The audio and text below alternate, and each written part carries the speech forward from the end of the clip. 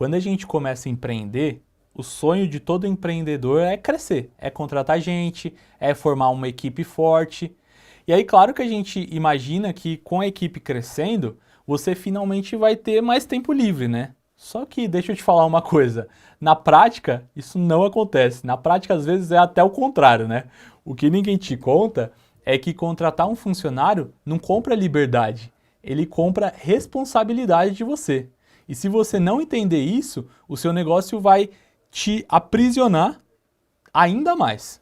Hoje eu quero abrir o jogo sobre o real custo de ter funcionário. É custo financeiro, é custo emocional, é custo estratégico.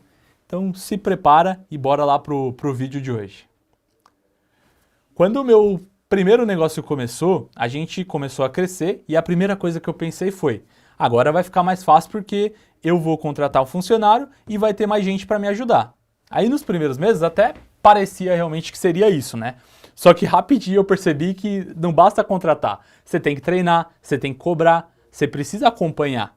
O funcionário ele não é dono do negócio, ele não tem o mesmo senso de urgência que você, ele não tem o mesmo grau de responsabilidade, ele não tem o mesmo peso na consciência se der errado. E assim, ele não está errado, isso é normal, não é culpa do funcionário, é a natureza do jogo. Ele não divide os lucros com você, então ele não vai dividir as suas dores, né?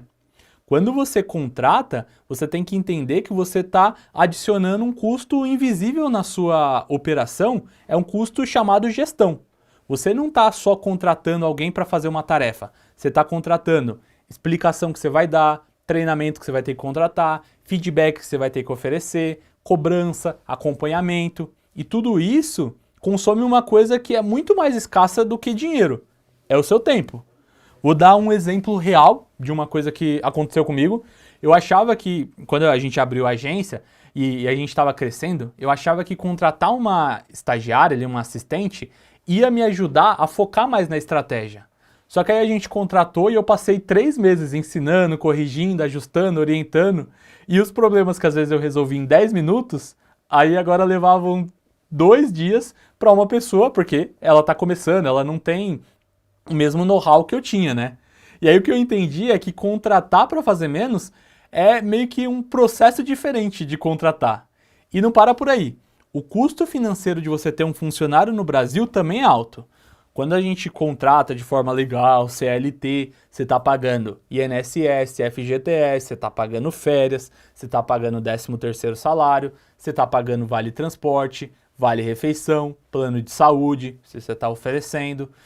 E tudo isso, mesmo que o seu faturamento caia, você continua tendo que pagar, porque o custo ele é fixo. Então não importa se o mercado mudar, se o seu caixa apertar, o custo dessa equipe é quase que uma âncora, né? Se o barco ele está navegando bem, aí a âncora te dá estabilidade. Agora se o barco começa a afundar, ela meio que é o peso que puxa tudo para baixo, porque você não consegue reduzir o custo em cima disso.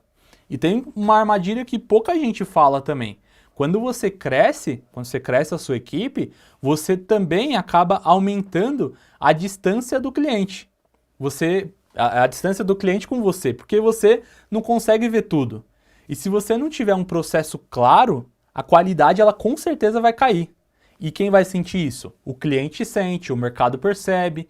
E aí aquela marca que você suou para conseguir construir, ela começa a rachar. E aí que o empreendedor ele entende de verdade, né? Crescer desorganizado é você cavar sua própria cova.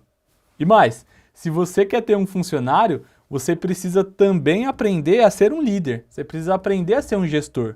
Não adianta só você ser um bom técnico. Você pode ser a melhor pessoa naquilo que você faz. Você pode ser um ótimo vendedor, mas você tem que aprender a liderar. E liderar não é só mandar. Liderar é você orientar, é corrigir, é incentivar. É cobrar resultado sem perder a mão também. Agora, eu sei que provavelmente você está olhando esse vídeo e aí você está pensando, né? Então, é melhor eu não contratar ninguém? E aí eu vou falar que não é isso, né? Você vai precisar de uma equipe se você quer escalar. Não tem como você crescer o seu negócio sem ter gente. Só que você precisa aprender a contratar de forma consciente. Contratar sabendo que o funcionário ele precisa de 3 coisas básicas.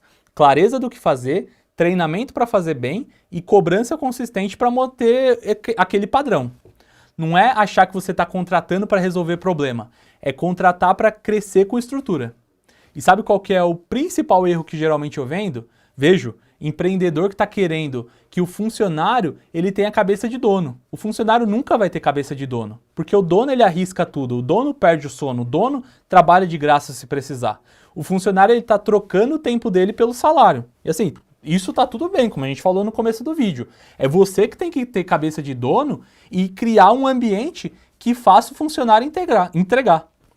Ter equipe é realmente maravilhoso quando você consegue te impulsionar para o crescimento. Só que para isso acontecer, você precisa organizar seu processo, organizar sua gestão e aceitar que no começo você vai ter que trabalhar até mais do que menos. Crescer é sempre bom, só que crescer direito é o que garante que você não vai virar refém do seu negócio. Agora, já joguei a pedrada, né? Agora me diz aí, você já teve que contratar, teve algum problema com contratação?